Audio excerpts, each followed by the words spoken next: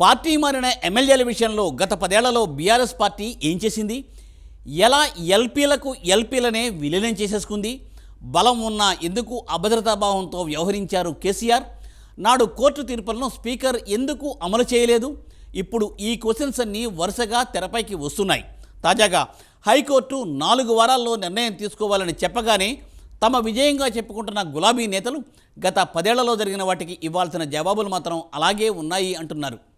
ఇంతకు ఎమ్మెల్యేల ఫిరాయింపు విషయంలో 2014 నుండి ఏం జరిగింది? కేసీఆర్ అప్పట్లో ఎలా చక్రం తిప్పారు?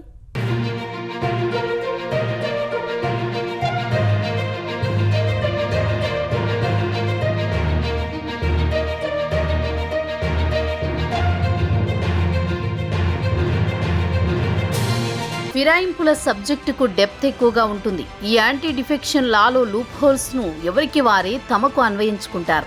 అటు కోర్టులు కూడా భిన్న సందర్భాల్లో భిన్నమైన తీర్పులిచ్చిన పరిస్థితి ఉంది. అదే సమయంలో శాసన వ్యవస్థలో స్పీకర్ నిర్ణయాధికారాల్లో పూర్తిగా నేరుగా జోక్యం చేసుకోలేని పరిస్థితి ఉండడంతో కథ మారుతోంది. ప్రస్తుతం హైకోర్టు తీర్పుపై గులాబీ నేతలు వరుసగా హల్చల్ చేస్తున్నారు. అయితే ఇప్పుడు అసలు మ్యాటర్ ఏంటంటే గత 10 ఏళ్లలో చేయాల్సిందంతా చేసి ఫిరాయింపులకు మూల కారణంగా నిలిచి ఇప్పుడు హడావుడి చేయడమే అందరినీ ఆశ్చర్యపరుస్తోందంటున్నారు హస్తం నేతలు. తాము చేస్తే పవిత్రం, అవతలి వారు చేస్తే మహాపాపం అన్నట్లుంది ఇప్పటి బీఆర్ఎస్ నేతల తీరు. ఒకప్పుడు పెద్ద ఎత్తున ఫిరాయింపులను ప్రోత్సహించి పార్టీలనే కలుపుకోవడం, ఇతర పార్టీలను చీల్చడం ద్వారా రాజకీయ వ్యూహాలు అమలు చేశారు.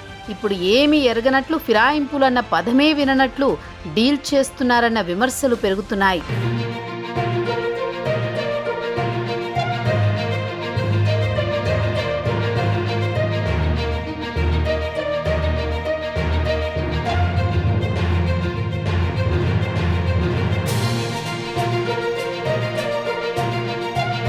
ఒక పద్ధతి ప్రకారం సైలెంట్గా అవతలి పార్టీలను ఖాళీ చేసిన ఘనత కేసీఆర్ది.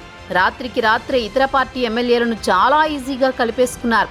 ఫిరాయింపుల్లోనూ కేసీఆర్ టెక్నికల్ లూప్ హోల్స్ ను వాడుకున్నారు.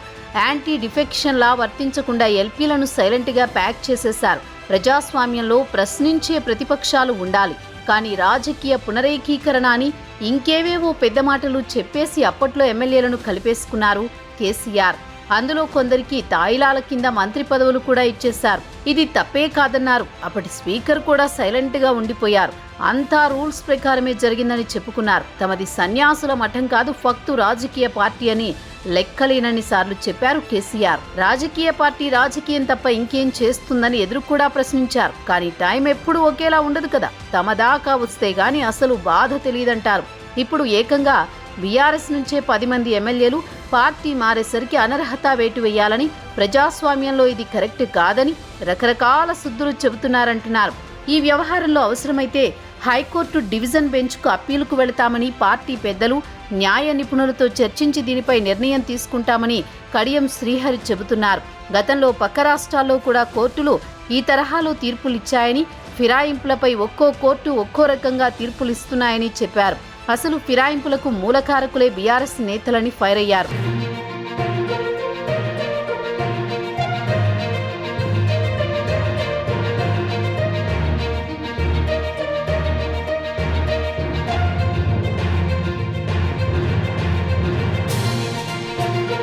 కేసీఆర్ అధికారంలో ఉన్నప్పుడు ఏం చేశారో ఓసారి డీకోడ్ చేద్దాం. 2014లో తెలంగాణ రావడం, అప్పుడు జరిగిన అసెంబ్లీ ఎన్నికల్లో అప్పటి టీఆర్ఎస్ గెలవడం చకచకా జరిగిపోయాయి. అప్పట్లో గులాబీ పార్టీ కేవలం 63 సీట్లతో అత్యవసర మెజారిటీతో మాత్రమే గెలిచింది. మెజారిటీ కంటే 3 సీట్లే ఎక్కువ. ప్రభుత్వానికి ఎప్పటికైనా ఇబ్బంది తప్పదనుకున్నారో మరేంటో గానీ అప్పుడే కేసీఆర్ పొలిటికల్ గేమ్ షురూ చేశారు. రాజకీయ పునరేకీకరణ కోసం అంతా కలిసి రావాలంటూ ఒక విచిత్రమైన పిలుపునిచ్చారు. సీన్ కట్ చేస్తే 2014లో ఇంద్రకరణ్ రెడ్డి, కోనప్ప ఇద్దరినీ టీఆర్ఎస్లో కలిపేసుకున్నారు.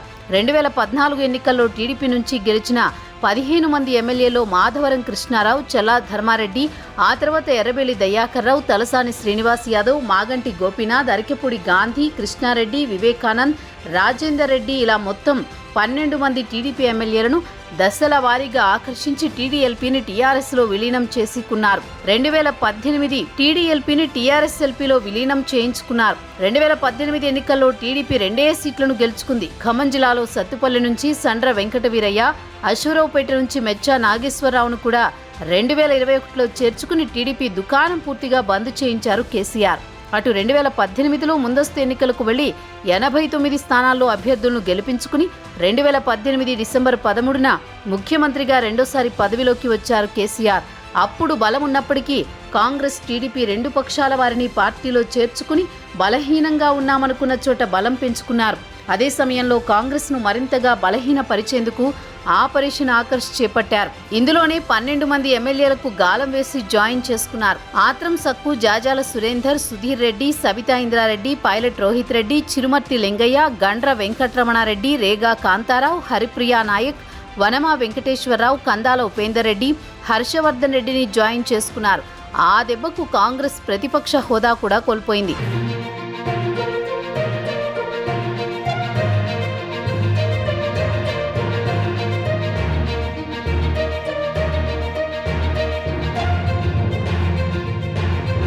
ఇంత చేసి ఇప్పుడు మాత్రం బీఆర్ఎస్ నేతలు ఫిరాయింపులపై ఓ రేంజ్లో ఊగిపోతున్నారు. అప్పట్లో ఒకరిద్దరు మారిన వెంటనే కంప్లైంట్ ఇస్తే స్పీకర్ పట్టించుకోలేదు. గతంలో అఫిడవిట్లో తప్పుడు వివరాలు ఇచ్చినందుకు గద్వాల ఎమ్మెల్యేపై హైకోర్టు అనర్హత వేటు వేసింది. నాడు కాంగ్రెస్ తరపున పోటీ చేసిన డీకే అరుణను ఎమ్మెల్యేగా ప్రకటించినా కోర్టు ఆదేశాలను అప్పటి స్పీకర్ అమలు చేయలేదు. సో ఇవే ఫిరాయింపులు అప్పట్లో బీఆర్ఎస్కు ప్లస్ అయ్యాయి, ఇప్పుడు అవే మైనస్ అయ్యాయి. 4 వారాల తర్వాత ఏం జరుగుతుందన్నది అసలు విషయం. డివిజన్ బెంచ్కు వెళ్లడం, ఆ తర్వాత మ్యాటర్ సుప్రీంకోర్టుకు వెళ్లడం, ఇవన్నీ జరగడం ఖాయమే. అయితే వీటికి చాలా టైం పట్టే అవకాశాలున్నాయి. అంత సులువుగా తేలే విషయం కాదిది. ఈలోగా బీఆర్ఎస్ నుంచి మరో కొంతమంది వచ్చి చేరితే బీఆర్ఎస్ ఎల్పీ కాంగ్రెస్ ఎల్పీలో విలీనమైతే అసలు యాంటీ డిఫెక్షన్ చట్టమే వర్తించదు. సో అప్పట్లో కేసీఆర్ ఎలాంటి స్ట్రాటజీని అమలు చేశారో సేమ్ టు సేమ్ ఇప్పుడు రేవంత్ కూడా అదే ఫాలో అవుతున్నారు. హైకోర్టు తీర్పు నేపథ్యంలో మరికొంతమంది బీఆర్ఎస్ ఎమ్మెల్యేలను లాక్కొని బీఆర్ఎస్ ఎల్పీని కాంగ్రెస్లో కలిపేసుకునే ప్లాన్లో ఉన్నారనే టాక్ వినిపిస్తోంది. చూడాలి మరి ముందు ముందు ఏం జరుగుతుందో.